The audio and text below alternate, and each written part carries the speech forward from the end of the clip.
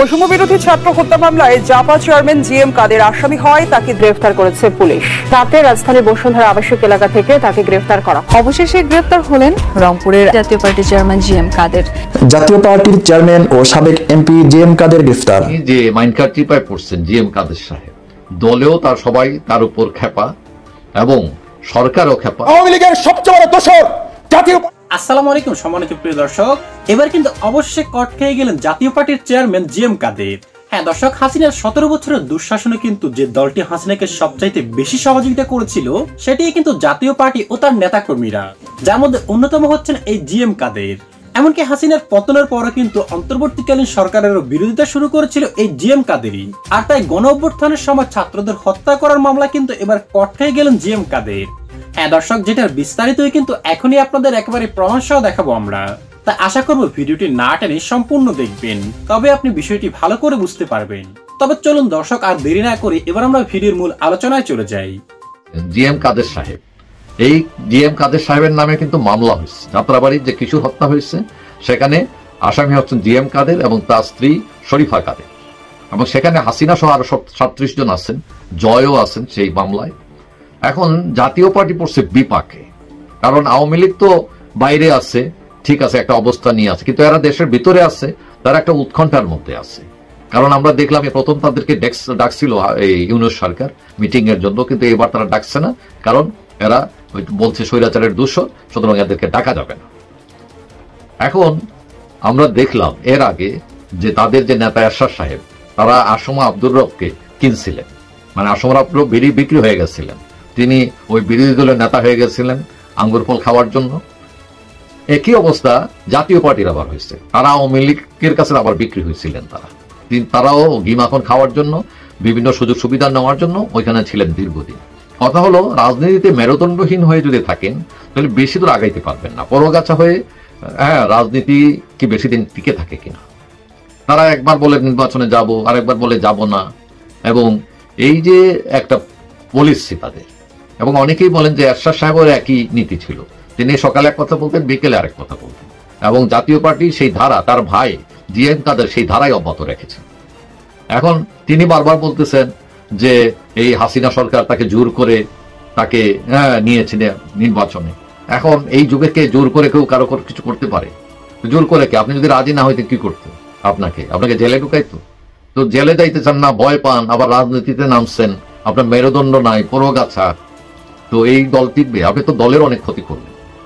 শুধু এইটা না, এই যে নির্বাচনে আওয়ামী লীগের সাথে ভাগ বাটোয়ারা করতে গিয়ে কয়েকজন এমপি ভাগ্য নষ্ট করছেন আপনার স্ত্রীকে এমপি বানানোর জন্য, এবং তারাকেও বানাইতে পারেন নাই। তো এখন কত হলো যে শোনা যাচ্ছে তিনি যে মাইনকার টিপায় পড়ছেন জিএম কাদের সাহেব, দলেও তার সবাই তার উপর খেপা এবং সরকারও খেপা, ছাত্ররা খেপা। এখন অনেকেই মনে করছেন যে তিনি যে কোনো সময় গ্রেফতার হতে পারেন, সরকার হয়তো ছাড় দেবে না। সরকার ইউনূস সাহেব একটু তাদের সাথে বা তার সরকারের যারা উপদেষ্টা থাকলেও ছাত্ররা অ্যালাউ করবে না, এবং তিনি যে কোনো সময় গ্রেফতার হতে পারেন। শোনা যাচ্ছে যে বিভিন্ন ধরনের তদবির করছেন তিনি, যাতে গ্রেফতার না হয়, তার দলকে মোটামুটি ডাকে, মানে স্বাভাবিকভাবে পলিটিক্স করতে পারে, এবং তারা বিভিন্ন জায়গায় অবয় দিচ্ছেন সরকারকে, তারা সহযোগিতা করবেন ইত্যাদি ইত্যাদি, অর্থাৎ ঘি মাখন দিচ্ছেন এখন এদেরকে, যাতে জিনিসটা স্বাভাবিক করা যায়। কিন্তু মনে হচ্ছে যে স্বাভাবিক হবে না, কারণ ছাত্ররা তাদেরকে খুব একটা স্পেস দিবে না, এবং তিনি যে কোনো সময় গ্রেফতার হতে পারেন। নৈতিকভাবে কি জাতীয় পার্টির বাংলাদেশের রাজনীতি করার অধিকার আছে, বা জাতীয় পার্টি বাংলাদেশের রাজনীতিতে কতটা প্রভাব রাখতে পারবে, এ নিয়ে এখন বিভিন্ন মহলে তর্ক বিতর্ক চলছে। শেখ হাসিনা পালাতে বাধ্য হয়েছে, কিন্তু শেখ হাসিনার কিছু দোসর যারা শেখ হাসিনাকে গত 16টি বছর ক্ষমতায় রেখেছে, অবৈধ পথে চালাতে সাহায্য করেছে, তারা কিন্তু এখনো বাংলাদেশ থেকে ভেগে যায়নি, কিংবা বাংলাদেশে দিব্যি তারা আওয়ামী লীগের পুনর্বাসনের কাজে লিপ্ত রয়েছে। আমি মনে করি জাতীয় পার্টিও তার মধ্যে অন্যতম একটি দল, যেই দলটি আওয়ামী লীগের গোটা 16টি বছর চুপ করে থেকে তারা এই ফেসিবাদকে, ক্ষমতাকে দীর্ঘায়িত করেছে, এবং বাংলাদেশের গণমানুষের যে দাবি সেগুলোকে উপেক্ষিত করেছে। আমি আজকে জিএম কাদের সাহেবের একটি লাইভ দেখলাম, সম্পূর্ণ লাইভের ভিতরে তিনি বলার চেষ্টা করেছেন মূলত জাতীয় পার্টির গুণগান।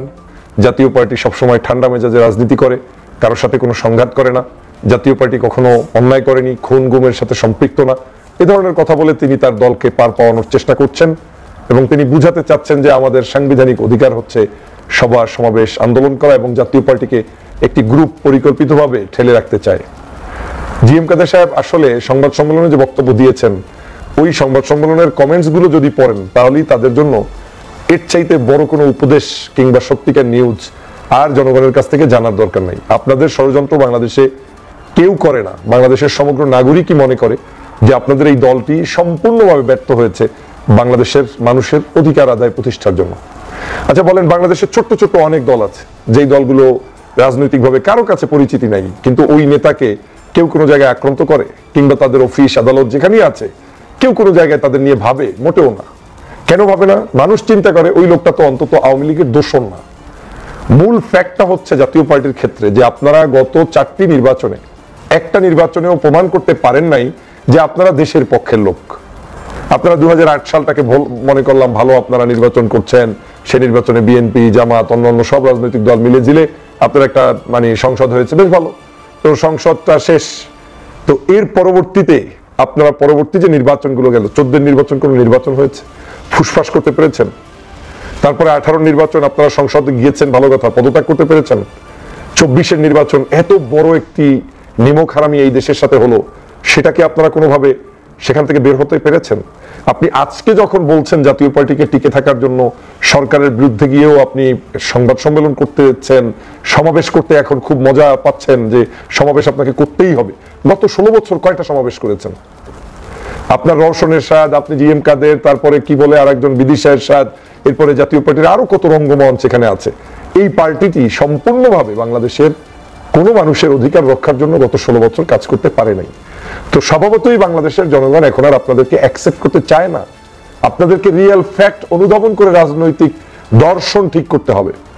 যদি আপনি রাজনৈতিক দর্শন, যেহেতু আমি গতকালকে লাইভেও বলেছি যে তাদেরকে পরিচালিত করে ভিন্ন একটি দেশ এবং তাদেরকে পরিচালনা করা হয় মূলত আওয়ামী লীগের পারপাস সাফ করার জন্য, দেখবেন তাদের মধ্যে জাতীয় পার্টি আওয়ামী লীগের বিরুদ্ধেও বলবে, আবার আওয়ামী লীগও জাতীয় পার্টির বিরুদ্ধে বলবে, কিন্তু ঘুমায় এক খাটে, থাকে এক খাটে, কাজ করে এক জায়গায়। সব তাদের এই যে একটা প্রি প্ল্যান করে তারা সমগ্র দেশবাসীকে ধোঁকা দেয়।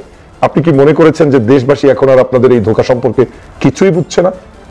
প্রিয় সহযোদ্ধা ভাইয়েরা, দেশ বিদেশে অবস্থানরত ভাই বোনেরা, আমি মনে করি 24-এর যে অভ্যুত্থান বলেন, বিপ্লব বলেন, বিজয় বলেন, এই 5ই আগস্টের এই বিজয়টা কোনো মানুষের আজকে শুধুমাত্র ভোটাধিকার কিংবা বাংলাদেশের একটু একটা মিছিল করার অধিকারের জন্যই প্রতিষ্ঠিত হয়নি।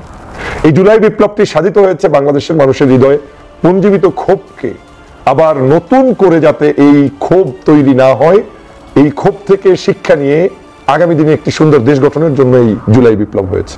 জুলাই বিপ্লবের মানুষের মূল চেতনাটাই হচ্ছে সমগ্র রাষ্ট্র ব্যবস্থাটার মধ্যে একটা সংস্কার নিয়ে আসতে হবে, যেই সংস্কারের মধ্য থেকে আমরা রাজনৈতিকভাবে যে বৈষম্যের শিকার, শিক্ষার ক্ষেত্রে বৈষম্যের শিকার, এই সব কিছু সামাজিক আমাদের চলাফেরা, ধর্মনীতি, সমাজনীতি সবকিছুতে আমাদের এই বৈষম্য মুক্ত একটি দেশ গঠনের জন্য আমাদের প্রচেষ্টা ছিল।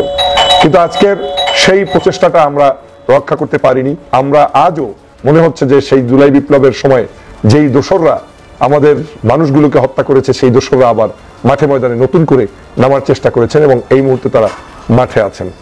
প্রিয় সহযোদ্ধা ভাইরা, আপনারা জানেন জাতীয় পার্টির রংপুরের এক নেতা বাংলাদেশের শিক্ষার্থী যারা আন্দোলন করে দেশকে বিপ্লব করে দিয়ে গিয়েছে, সেই শিক্ষার্থীদের নেতা আজকের সেই নেতাদেরকে নিয়ে, হাসনাতকে নিয়ে, সার্জিসকে নিয়ে মন্তব্য করে যে রংপুরে নিষিদ্ধ করা হবে, বাংলাদেশেও নিষিদ্ধ করবে।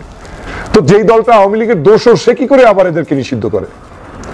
এরপরে আপনি দেখেন এই জাতীয় পার্টি গত সংসদে বেশি দিন না, মাত্র এই জুলাই বিপ্লবের সময়কালীন হিসাবটাও যদি করেন, সেই সময়ে তারা সংসদে দাঁড়িয়ে একটা স্টেটমেন্ট দিতে পারলো না যে এই খুন করা যাবে না, মানুষকে গুম করা যাবে না, এই যে ছাত্রদেরকে হত্যা করা হচ্ছে এটা অন্যায়। একটা সংবাদ সম্মেলন করে বলতে পারতেন, একটা সুন্দর করে আপনারা ছাত্রদের পক্ষে দাঁড়াতে পারতেন, আপনারা চাইলে আপনাদের সংসদ থেকে পদত্যাগ করতে পারতেন। আমি কিন্তু ইশারা ইঙ্গিতে সেই সময় বলেছিলাম যে কেউ কেউ হয়তো এমনও হতে পারে রাজনৈতিক পরিবর্তনটা আজ করতে পেরে তারা পদত্যাগ করে আমাদের পাশে দাঁড়াতে পারে। যদিও আমি বলেছিলাম নেগেটিভ অর্থে যে কেউ না কেউ দাঁড়াবে, ওই ব্যারিস্টার সুমন টুমনকে কেন্দ্র করে বলেছিলাম। কিন্তু আসলেই দেখলাম এই দেশের এই আওয়ামী লীগের সবগুলো রাজনীতিবিদ আহাম্মক, একটা মানুষ পেলাম না 5 তারিখ পর্যন্ত এই কাজটা করতে। তার মানে তারা এতটাই শেখ হাসিনার উপরে নির্ভরশীল হয়ে বসেছিল, মনে করেছে যে হাসিনা এ যাত্রায় টিকে যাবে তো আমার এমপিত্ব তো চলে যাবে। দেখেন পদের প্রতি কি লোভ, খুন হচ্ছে একদিকে, একটা লোক সংসদ থেকে বের হলো না। তাহলে এই যে সংসদ সদস্যগুলো, তারা কি আজকের এই বাংলাদেশের কেউ দেশপ্রেমিক সংসদ সদস্য দাবি করতে পারে? এই মন্ত্রীগুলো তারা কি আজকের সেই দেশপ্রেমিক দাবি করতে পারে? নিশ্চয়ই না। তাহলে আমাদের কি করণীয় ছিল? সেটা হচ্ছে এই মানুষগুলোর জন্য যারা আজকে দেশকে ধ্বংস করেছে তাদেরকে বিচার সবার আগে করা। একটা দল কি করে তারপর রাজনীতি করে, ঠিক একই উপায়ে আওয়ামী লীগ যত চুক্তি করে, এটা করে সেটা করে, একটা তথ্য আপনার কাছে আমার কাছে বাংলাদেশে তারা প্রকাশ করেছে আজ পর্যন্ত করেনি। তার মানে কি তাদের নীতিগত জায়গায় তারা ঠিক, এবং এই দলগুলো সবার বাসস্থান কিন্তু ওই জায়গায়, পালালেও ওখানে যায়, ক্ষমতা আসলেও ওখান থেকে আসে।